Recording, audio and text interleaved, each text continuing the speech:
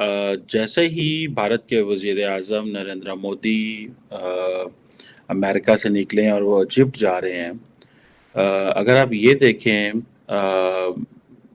कि एलओसी के ऊपर एक वाक़या होता है और वो वाक़या जो होता है as per the Pakistan inter services public relations के दो जो सिविलियन हैं उनकी जानें चली गई और एक क्रिटिकली इंजर्ड है और हुकूमत कह रही है कि इंडियन आर्मी ने इनडिस्क्रिमिनेट जो फायर खोल दिया शेफर्ड्स के ऊपर और ये चीज़ें हैं। सिचुएशन अगर कहें तो गलत नहीं होगा, मुझे तो ऐसे ही लग रहा है। मेरे नज़दीक ये एक हिलेरियस सिचुएशन है, काफ़ी फनी सिचुएशन है कि मल्टी बिलियन डॉलर्स एग्रीमेंट्स हो रहे हैं अमेरिका और इंडिया के बीच, जॉइंट डिक्लेरेशन आ रहा है वहां पर और लड़ाई पड़ गई है यहाँ पर। चाहे कोई दूसरी पॉलिटिकल पार्टीज हों पाकिस्तान की, सबके सब जो हैं वो बड़े नाराज लग रहे हैं। और उसकी एक खास वजह ये भी बताई गई है कि जी क्योंकि मोदी जी ने जो जॉइंट स्टेटमेंट दिया था यूएस के प्रेसिडेंट के साथ, जिसमें उन्होंने ये बात की कि जी क्रॉस बॉर्डर टेररिज्म जो है उसको कंट्रोल करना चाहिए, और उसमें पाकिस्तान का नाम लिया।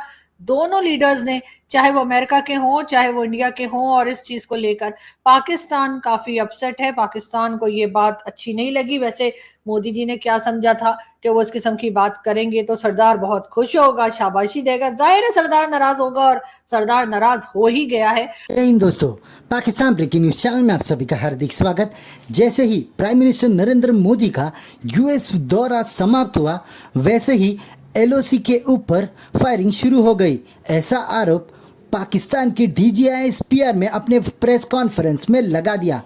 वहीं पर एक अपडेट देते हुए पाकिस्तान के डीजीआईएसपीआर ने ये आरोप लगाया कि भारतीय आर्मी द्वारा एलओसी के ऊपर फायरिंग किया गया और उसमें 2 पाकिस्तानी मारे गए और 1 इंजर्ड हो गए, जिसमें से दोनों भी पाकिस्तान आर्मी के बताए जा रहे। पर असलियत तो यह है कि भारत ने इन दोनों पाकिस्तानी सोल्जर्स को इसलिए मारा क्योंकि वो एलओसी क्रॉस करने की कोशिश कर रहे थे, और ये पाकिस्तान की स्पेशल फोर्सेस बैट का हिस्सा थे, और ये दोनों भी पाकिस्तान से एलओसी क्रॉस कर भारत में जाना चाहते थे।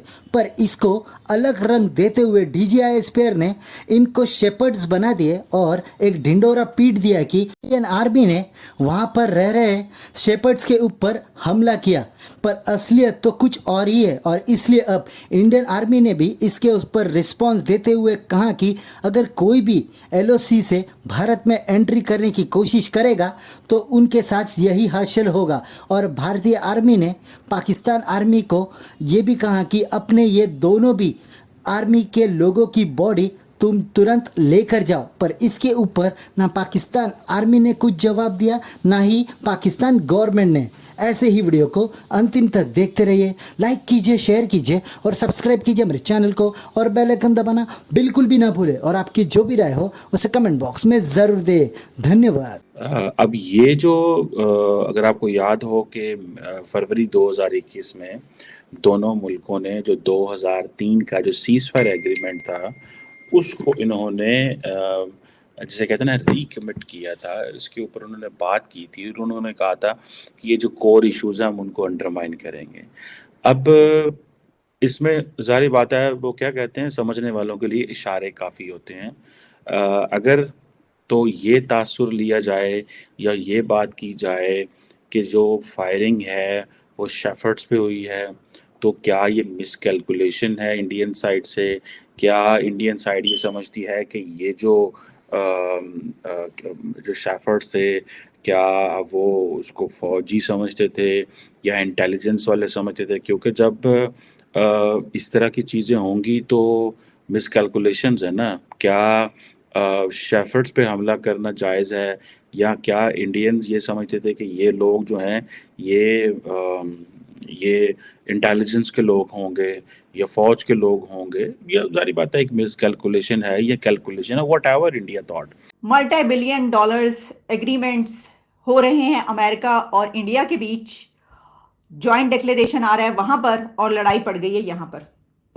हम यहाँ पर एक दूसरे के साथ लड़ रहे हैं इस बात पर कि ये जो जॉइंट डिक्लेरेशन आया है इस पे हमारा क्या स्टैंड होना चाहिए, और हमारे जो इस वक्त नेशनल लेवल के लीडर्स हैं, उनके बीच इस जॉइंट डिक्लेरेशन पर बहस शुरू हो गई है, डिबेट हो रही है, फाइट हो रही है, बाकायदा क्लैश हो गया स्टेटमेंट्स में कि जब उसके ऊपर एक पॉलिटिशियन ने कहा कि ये देखें क्या आया है। जी, तो ना सिर्फ ये कि ख्वाजा आसिफ साहब की तरफ से काफी सख्त किस्म के अल्फाज इस्तेमाल किए गए प्राइम मिनिस्टर मोदी जी के यूएस विजिट को लेकर, बल्कि इमरान खान हो चाहे कोई दूसरी पॉलिटिकल पार्टीज हों पाकिस्तान की, सबके सब जो हैं वो बड़े नाराज लग रहे हैं। और उसकी एक खास वजह ये भी बताई गई है कि जी क्योंकि मोदी जी ने जो जॉइंट स्टेटमेंट दिया था यूएस के प्रेसिडेंट के साथ, जिसमें उन्होंने ये बात की कि जी क्रॉस बॉर्डर टेररिज्म जो है उसको कंट्रोल करना चाहिए, और उसमें पाकिस्तान का नाम लिया।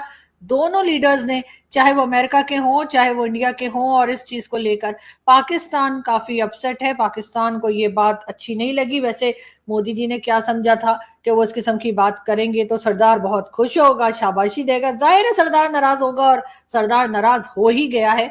और लेकिन ये और बात है कि हमारे नाराज होने से कोई फर्क पड़ता नहीं है। लेकिन मैं ये जरूर कहूंगी कि अगर हमारी गवर्नमेंट ये चाहती है कि दोबारा इस किस्म की बात ना की जाए, दोबारा इस तरह से पाकिस्तान को पॉइंट आउट ना किया जाए, तो फिर जरूरत इस बात की है कि जो टेररिस्ट ग्रुप और ऑर्गेनाइजेशंस पाकिस्तान में रह रहे हैं, जिनको पनाह दी गई है, जिनको फंड किया जाता है, जिनको सपोर्ट किया जाता है, उनको सपोर्ट करना बंद किया जाए, और उनको फंड करना भी बंद किया जाए, उनसे डरना भी बंद किया जाए, और बल्कि उनको ही बंद किया जाए।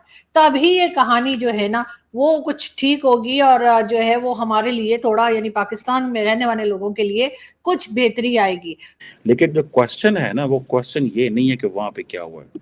क्वेश्चन ये है कि जितना प्राइम मिनिस्टर मोदी कॉन्फिडेंट है, ठीक है, इसके ऊपर जो अमेरिका में इनका विजिट हुआ है, उसके बाद इस तरह की चीज़ें एक्सपेक्ट करना, एंड देन इलेक्शंस भी आ रहे हैं कुछ अरसे बाद, तो इस तरह की चीज़ें एक्सपेक्ट करना ये बिल्कुल एक, जैसे कहते हैं ना, नॉर्मल चीज़ मुझे तो नॉर्मल लगती है। मैं I find it very normal चीज़। मुझे ऐसे लगता है कि ये बहुत ही जैसे वो कहते हैं ना कि एक नॉर्मल सी चीज़ है।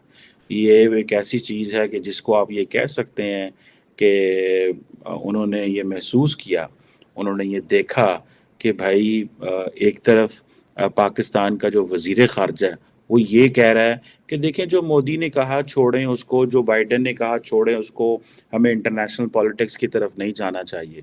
जैसे ही उन्होंने कहा हमें इंटरनेशनल पॉलिटिक्स की तरफ नहीं जाना चाहिए, और जो मोदी बाइडेन वाशिंगटन में कर रहे हैं उसकी तरफ नहीं देखना चाहिए, तो एलओसी के ऊपर हालात गर्म हो गए, क्योंकि उनको पता चल गया ये तो लड़ने के काबिल नहीं है, ये तो बोलने के भी काबिल नहीं थे।